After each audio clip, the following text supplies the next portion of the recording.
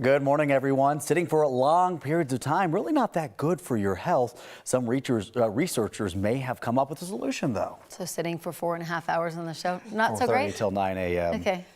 All right, we're going to work on this. They studied something called activity snacks, and Dr. Payal Kohli is here to tell us more about that. What's an activity snack? You guys need some activity snacks. Sounds like it. Okay, so it's exactly what it sounds like. When we're sitting, what do we generally tend to do? Reach for real snacks, right? Yeah. Reach for food. But the idea here is to reach for activity. And so you break up prolonged periods of sitting, which we know are extremely hazardous to our health, because when we're sitting, we're not burning as much energy. We're not lubricating our joints. We're not using our muscles. So we get pooling of blood in our legs and, in our belly.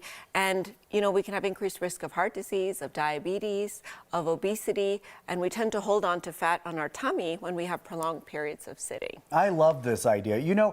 We used to do this back in elementary school where they would have us take breaks and kind of move around for a little bit. I don't think they knew that it was an activity snack back then, but it certainly helped us with our focus and everything. What are the benefits of people doing something like this? Tremendous benefits is what we're learning. So of course, as I said about the joints, it lubricates your joints, gets your muscles going, so it's really good for that. But we're actually looking at different ratios or different doses of activity snacks and how they might affect your blood sugar, especially after a meal.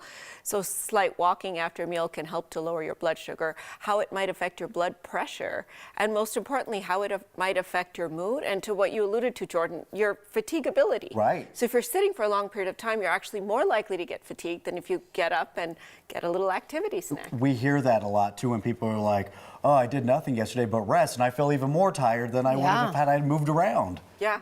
And the activity snack can really look like anything. So they've looked at walking, they've looked at going up and down the stairs, a little dance break for Corey here. you know me well. Or Jordan can drop and give you 20 push-ups, So couple back handsprings. Why does yours sound so much more fun than mine? You could do like backflips though. That's what his specialty is. Is he really? Oh yeah, he's really good. I'll have to see that activity snack later. All right, you stand by for that one. Yeah. How often should people be getting up and moving? So this is what they've studied. So they looked at the ratio of sitting to the ratio of moving. And so they looked at 1 minute of moving for 60 minutes of sitting, 1 minute for 30 minutes, 5 minutes for 60 minutes, and 5 minutes for 30.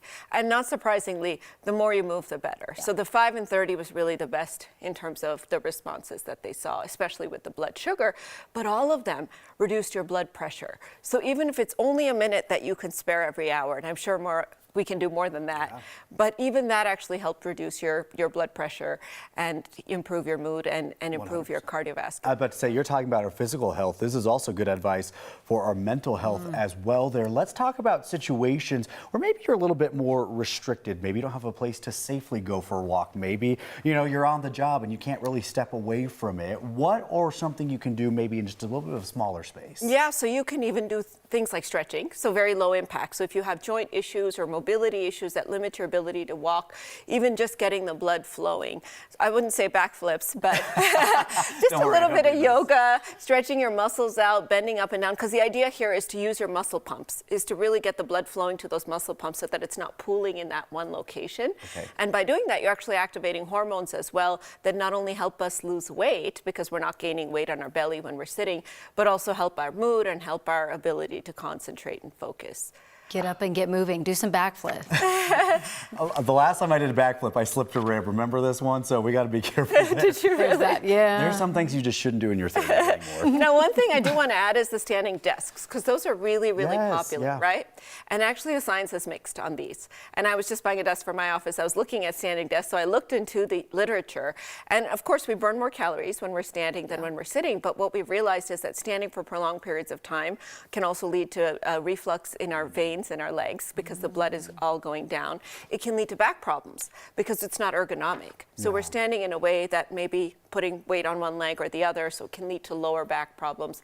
So the idea is any kind of position for a long period of time can cause problems. Everything in moderation. Everything in moderation. They say, yes. Giving us a lot to chew on. See what I did there? Oh, I did see that. Dr. Kohli, thank you.